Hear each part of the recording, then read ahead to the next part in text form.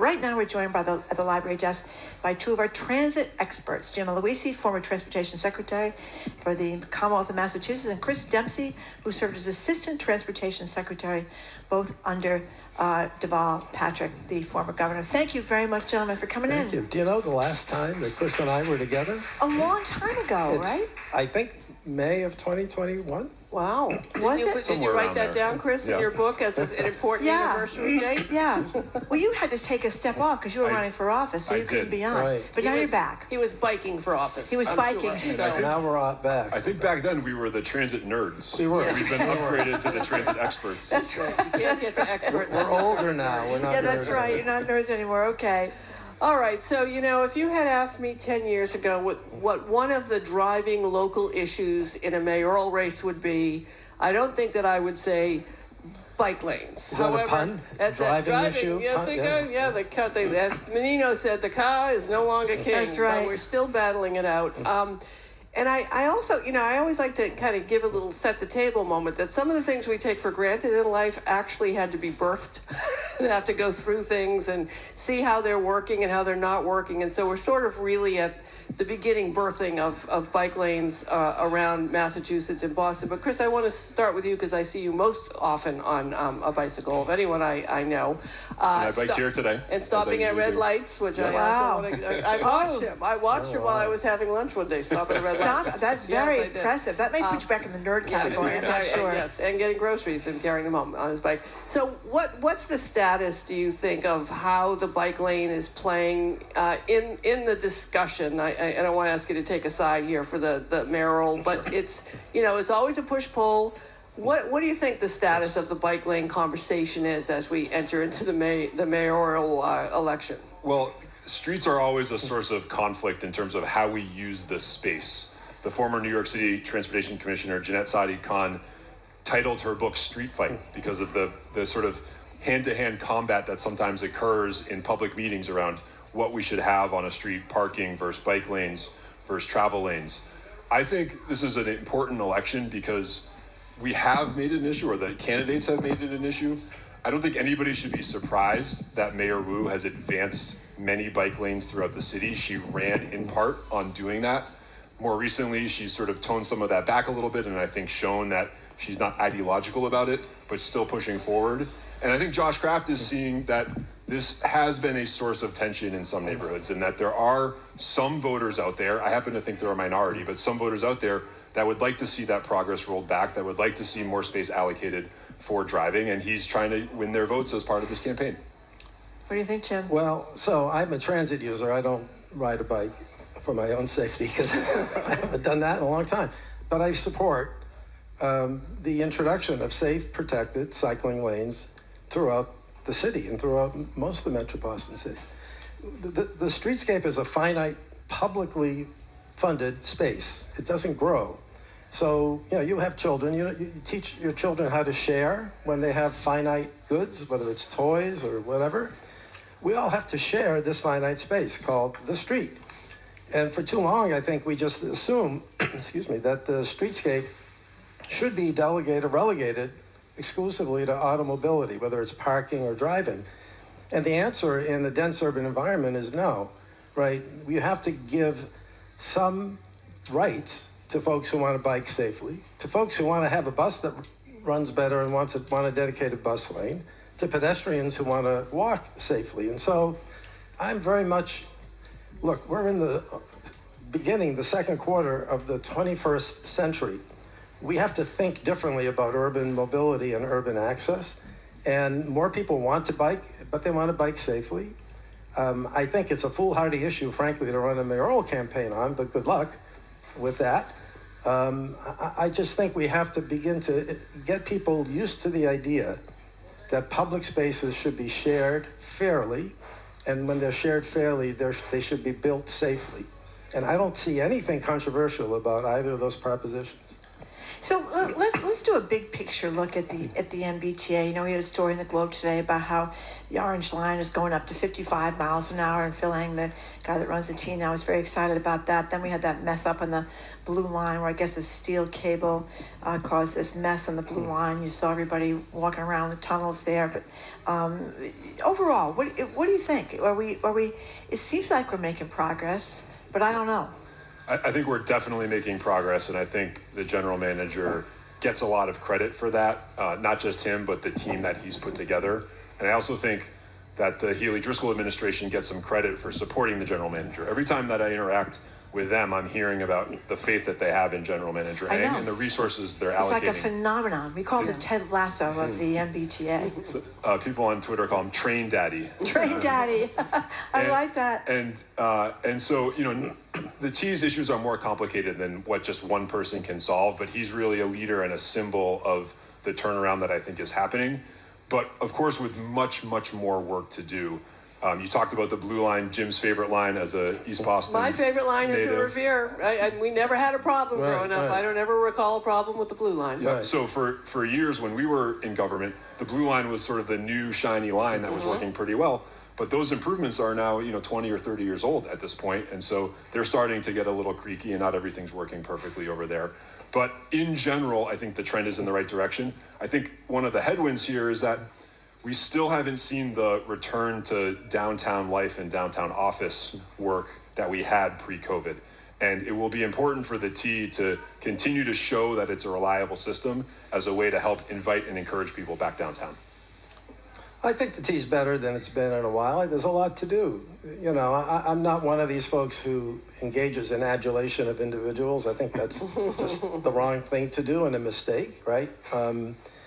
But I think a lot of things I think about the T, right? I think that we need to focus a lot more on getting ridership back. I'm not particularly in favor of week-long shutdowns of subway systems at this point. I think we've got to move away from that into a different way of doing this. What would be a different way of doing it? Well, I think you shut it down like 9 o'clock at night, 10 o'clock at night, and you have more overnight work, right? Which is the way it was historically done, really, up until the Baker administration decided to do the longer shutdowns. So I just think these long shutdowns end up suppressing ridership, and they harm people who just need to get better access to places. So I'm not for that. I am for steady progress. There are things that the T could do a better job at. Frequencies are spotty sometimes. Issues like red line train cars seem to me way out of everyone's control at this point, in terms of stuff being confiscated in ports and whether the new cars can come in on time or not. Yes, those are fabricated in China. Yeah. And so they're being held up by the Trump administration at the Philadelphia port and just slowed down without really any good reason. Wait a minute. Why would he hold up the red line cars at the Philadelphia? There was some question about whether, when they were made in China, were they made in a place or in an environment where there was some sort of human rights issues at play. So. Okay, this is not about tariffs then? No, this was less about tariffs and more about a claimed human rights violation issue. Okay, so if there's a human rights violation issue, what does that mean then? You can send That's a good question. trains back? What I heard the T say is that they were confident it would be resolved, so we'll see. We'll find out. I mean, in retrospect, putting all our eggs in that basket for these cars doesn't look so great, but it's easy to say everything in retrospect. In the moment it seemed like a nice idea, and today it doesn't seem so much.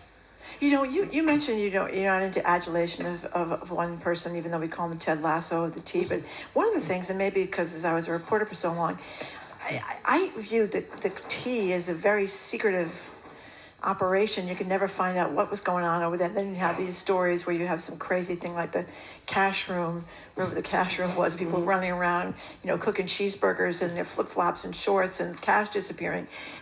They were you couldn't even find out about their pension. So I guess as a person in Massachusetts, taxpayer in Massachusetts, I don't know if it's just Phil Eng, it's maybe his team, whatever, but I feel much better about the MBTA than I ever have, because I don't think it's sneaky like it was. They're certainly better at public relations than they've been, that's for sure. But the problem with this adulation, right, there's going to be a next person after Phil Eng. And that person could be a really good person, but then they're always going to be, well, how does that person match up against? And it's Yeah. very unfair, right? Yeah. And I think this happened in New York with Andy Byfield, like another train daddy, and then no one else can match up to him. I think it does a disservice institutionally to the system that has to have a succession of good people, not just one good person. Yeah. So we should respect and admire someone who does their job well, but I think there are just limits to that, and I'm just not one to think that that's the way to deal Well, I with guess accountability. I feel like there's accountability now. Well, he which- says what he's going to do, Yeah. and then he does it, which is somewhat to the public relations aspect of it, Correct. because he's only Right. saying what he knows he's going to do, that he knows he's going to deliver. But I think there's also, from a media standpoint, Marjorie, from a press standpoint, there's a reliability of being able to report what he's doing because he's telling you what Right. he's going to do, right? And so Right. by this period, you can judge me. Have I done this? And if he hasn't done it, then he gives you a plan for what he's going to do. And that's a communication style that I think would be great if more people would adopt, more public servants. Certainly in the past, that role has been home to political appointees who have been maybe more focused on managing the politics and public relations for the administration or others in government, and a little less on the details. And I think the current general manager for Lang is more focused on the details, which, by the way, happens to lead to much better politics, because when the system is working better, it solves some of Yeah. the political problems. Okay. We never really found out what happened with those tracks that were not wide enough and who was responsible Yeah, for on the to Green Line kind of- extension. Yeah, that kind of thing I think bothers people a lot. As it should. Yeah. it should.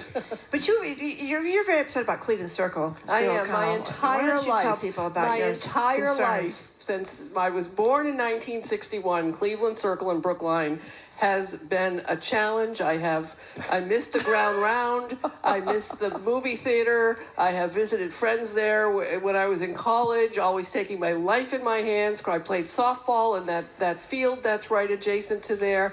And it's one of those places that whenever I see construction happening, I'm like, oh, good, they're going to fix it. And as the Boston Globe is reporting with Alan Wizbicki, is Cleveland Circle the worst intersection in Boston? Of course, it's not. It's kind of in Boston. Is it Boston or Brookline? It's on the border. Brighton is on the border. That's part of the problem. That's Yeah. part of the problem. So is it the worst, and am I just stuck on this? No, if she asked, I would take her to Charles Circle. We could see. Have you been there Yes, recently? I have. Yes. That's a good one. I think that I qualifies. also grew up with Bell Circle. Remember Bell Circle, Yes, which still right. exists, and that was if you could get through that the first time your parents let you take the car, you would live. Otherwise, they got the car back because you were dead. Perhaps it's something about circles Yes. being settled on this. I think that these are challenging sort of spatial environments in Yeah. cities, right? There's a lot going on in Cleveland Circle. There's a hell of a lot, going on in Charles Circle.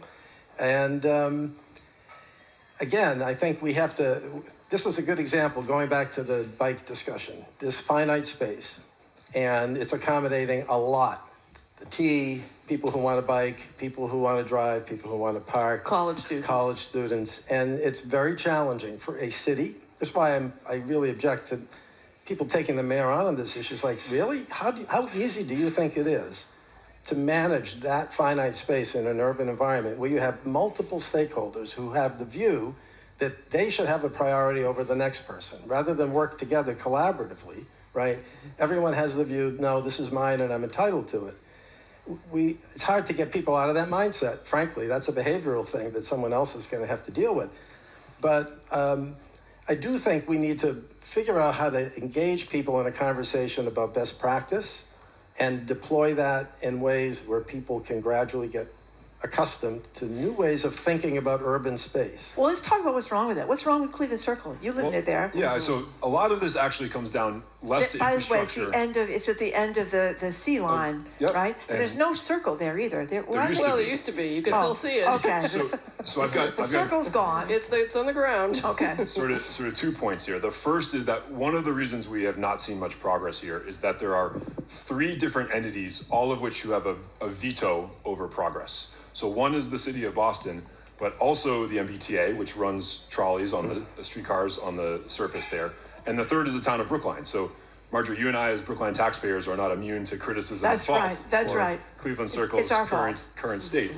But any one of those 3 can say, this new design doesn't work for us and we're just not going to allow it to move forward. It's hard enough when there's 1 veto or 2 vetoes, but 3 potential vetoes makes it really, really hard to design a solution when you've got multiple roads, from different cities and towns and multiple train tracks. And this is not just a place where the train is running through, it's the end of the C line, as you pointed out. So there are many different configurations of tracks to get to the maintenance center, to get to actually up the road. You can get up the road to the B line. There's a connection between the B line and the C line there. They all come together in one place. Here's the second point I want to make.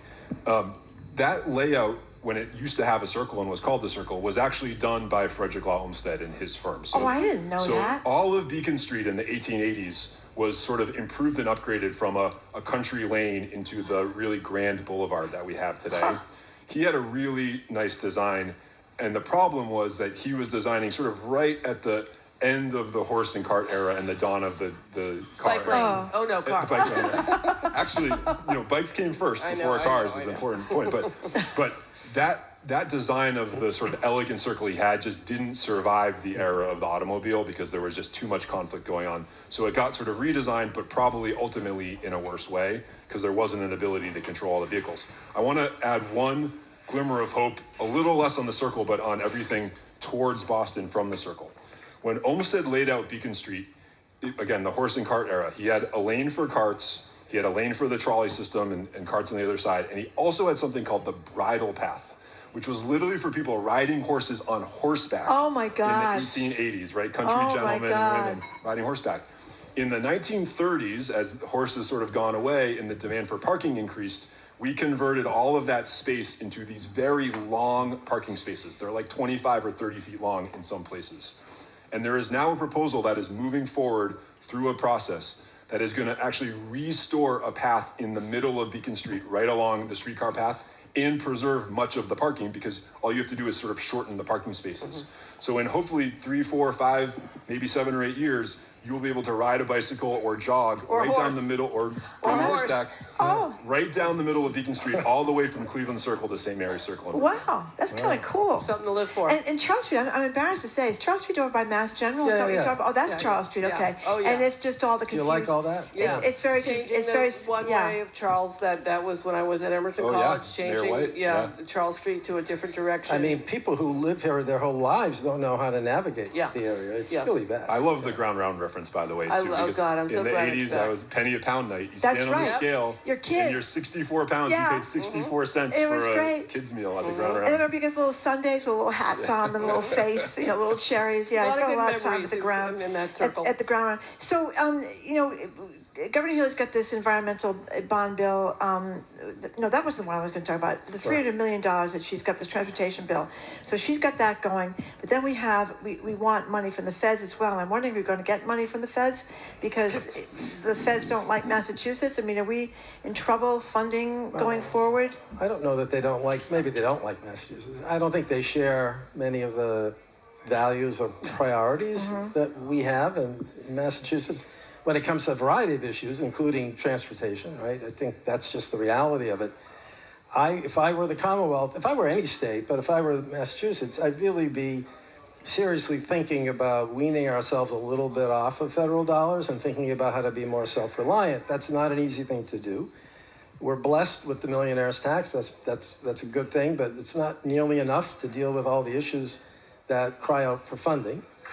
We need to be a little bit entrepreneurial now in Massachusetts, and I would say in other states, thinking about how we fill those gaps. For example, I think personally it's a mistake for the governor to take immediately off the table the idea of tolling the Cape Cod bridges, right?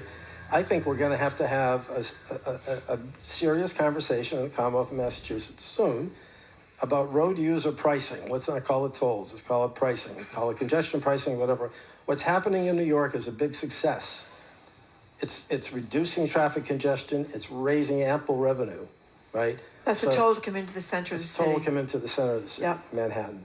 And so, and despite all of the noise about it, it's been generally well received by people and it's working, right? And so in Massachusetts, we shouldn't be dismissive of similar ideas. I think we should be trying to engage people, again, early in a conversation about the need to do this, right? I don't think that we're all moving quickly to electric cars. That's happening more slowly.